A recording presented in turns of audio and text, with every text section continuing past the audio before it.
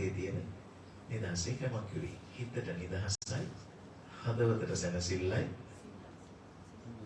මොනේ හිනාවයි. ගෙදර ගිහින් ගියා. මොකක්ද දන්නවද? සිනාමල නෙලා ගැනීමට නම් සැනසෙල්ල පැලකර ජීවත් වෙන්න ඕනේ. සිනාමල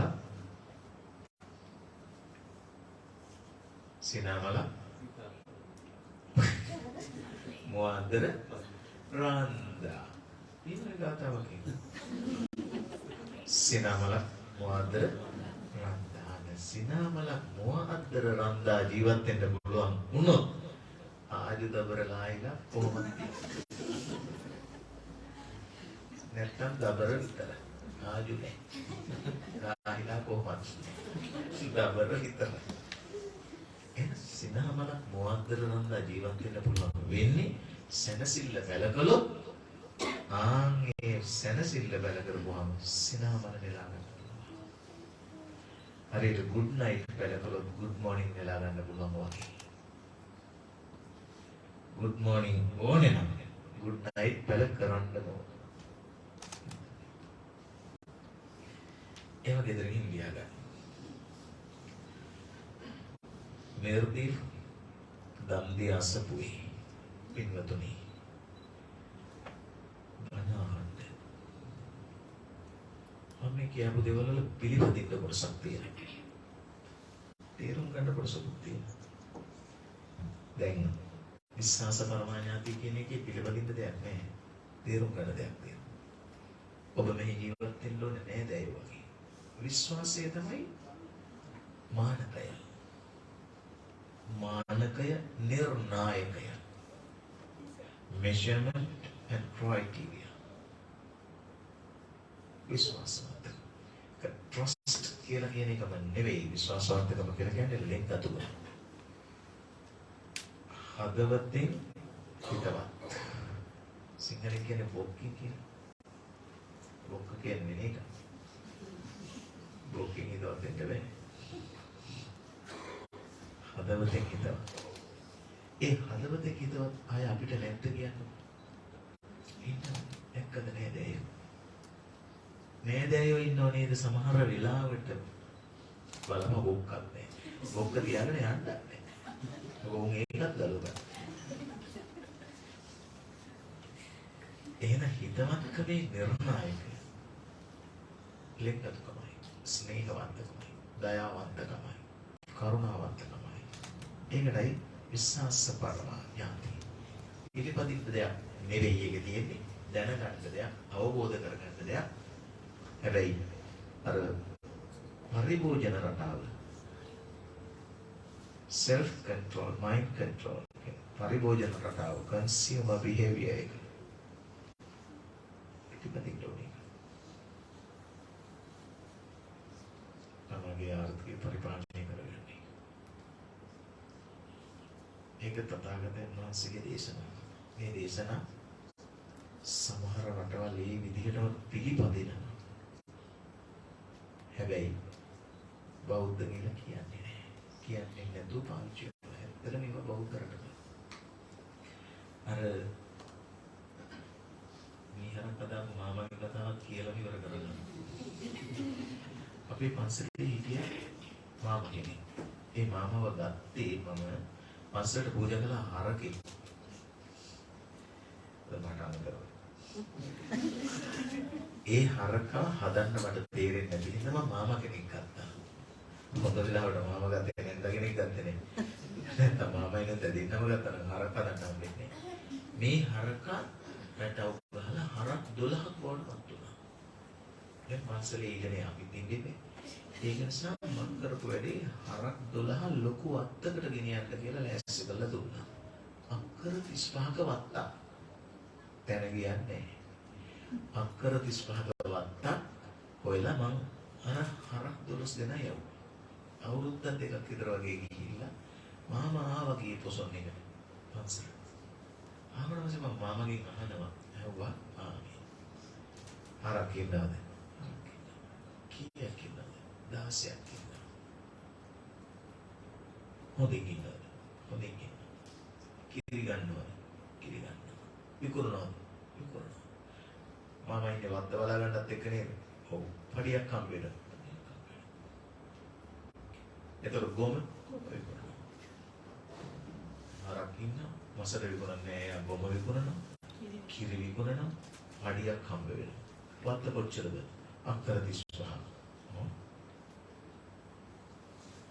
එතකොට පොල් කඩන. කවුද කඩන්නේ? මං කඩවන. කවුද විකුණන්නේ? ආදායම් ගන්න කවුද? දැන් මේ පිටතුන් ඇත්තම විශ්වාස කරන්නේ. අක්කර 35ක පොල් කැඩෙනවා. හරක් බලනවා. හරකුන්ගේ කිරි ආදායයක් තියෙනවා. ගොම ආදායයක් තියෙනවා.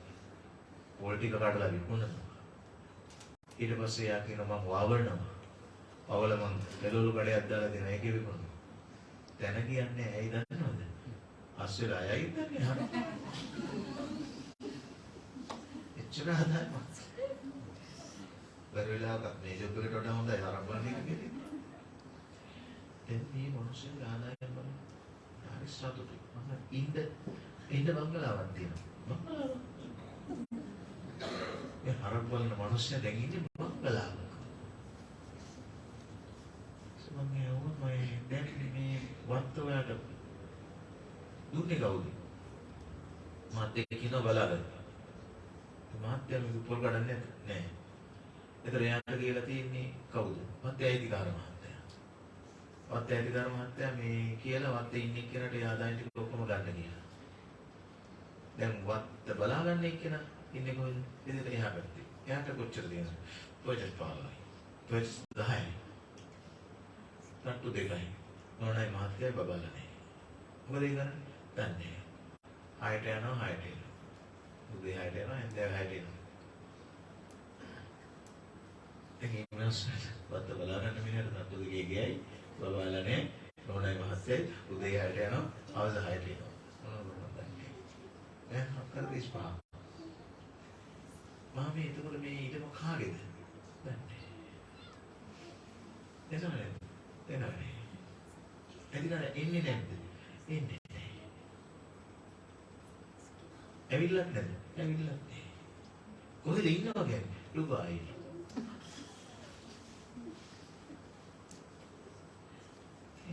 අක්කර 35ක ඉඩම. අයිතිකාරය ඩුබායි. එයා ඩුබායි වල ඉන්නවා. එකලක් නැහැ. දැන් මේ මිනිස්සයා සම්පූර්ණ ඊටම භුක්ති විඳිනවා. නේද? දැන් මට කියන්නකෝ අයිතිය කාගේද? ඩුබායි කෙනෙක්ගේ. භුක්තිය කාගේද? මාමගේ. මොකද ඕනේ? භුක්තියනේ ඕනේ. භුක්තිය නැති අයිතිය වෙලික කියවෙන්නේ කි. භුක්තිය නැති අයිතිය මොකටද?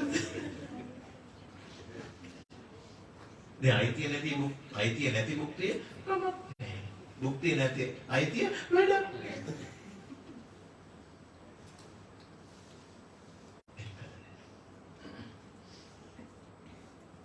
පාන් කන්න ඕන නම් බේකරි ගෙදරම තියෙන්න ඕනේ. පොත් කියවන්න ඕන නම් ගෙදර පුස්තකාලයක් තියෙන්න ඕනේ. කිරි බොන්න ඕන නම් ගෙදර හරප්පට්ටියක් ඕනෙම නේ. අපිට ඕනේ බුද්ධියයි. සතු කරගන්න නෙවෙයි. ලෝකේ ලස්සන වෙන්නේ ආන් එහෙම තියෙන දේවල් බුද්ධි දිනනවා. කුරුල්ල දැකලා තියෙනව නේද? සින්නක්කර ගස් තියෙන කුරුල්ලෝ ඉන්නවා. කුරුල්ලන්ට සින්නක්කර ගස්. හැබැයි උන්ට ඕනේ දහක පළතුරු අදාළයි. ගස් අදාළ නෑ. එහෙනම් භුක්තිය වැදගත්.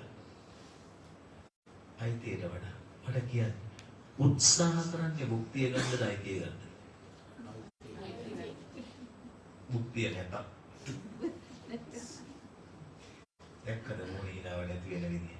දැක්කද හිතේ නිදහස නැති වෙන විදිය? දැක්කද හදවතේ සැනසෙල්ල නැති වෙන විදිය? එහෙනම් භුක්තිමත් වෙන්න, භක්තිමත් වෙන්න. පුළුවන් තරමක් අයිතිවද නැති දේ ගැන අඬන්න එපා. නොලැබෙන කිරකට අඬා බලන්නේ ඉර ගන්නවත්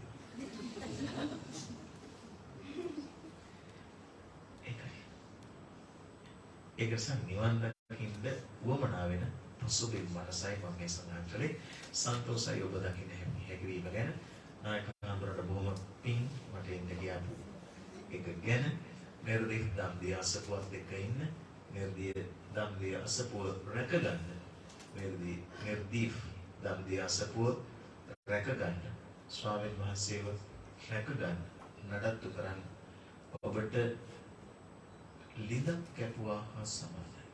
නානවන්නම්. සමහර ලිං කපන්න හරියට උදව් කරනවා නාන්නේ. එහෙනම් ලිං කපන්න උදව් කරන්නේ පොඩ නාන්නත් බලන්න. මේ පන්සල හදන්න රැකගන්න උදව් කරන්න. බණ අහන්න. පිළිපදින්න. එතකොට තමයි මේක අර්ථ සම්පන්න වෙන්නේ. තිරුවන් සරණයි සියලු දෙවියන් රැකවරණ යහපත උදා වෙන්න ඕනි. දායකත්වයේ ගැන නායක හඳුරු කියන්න ඕන. අද දවසේ මේ ස්ථානයේ සැපෙමින් පින්නත් ඔබ හැමත ඔබගේ ආදරණීය දයාබර බන්දු මිත්‍ර පුත්‍ර භාතෘ වගණී කලත්‍රාදීන්ට ඒක බන්දු කියන්නේ නේදයෝ මිත්‍ර කියන්නේ මිත්‍රයෝ පුත්‍ර කියන්නේ දරුවෝ භාතෘ කියන්නේ සහෝදරයෝ භගිනී කියන්නේ සහෝදරියෝ කලත්‍ර කියන්නේ ආර්යා. අර බන්දු මිත්‍ර පුත්‍ර භාතෘ භගිනී කියන්නේ කුටුම්බ. කුටුම්බයට සිංහලෙන් කියන්නේ ෆැමිලි කියලා. අනේ ඒ සියලු දෙනාට මේ රටද මෞබිමේද සිටිනා ඒ පින්වත් හැමට නිරෝගී සම්පත චිරජීවනයේ ශාන්තිය වේවා.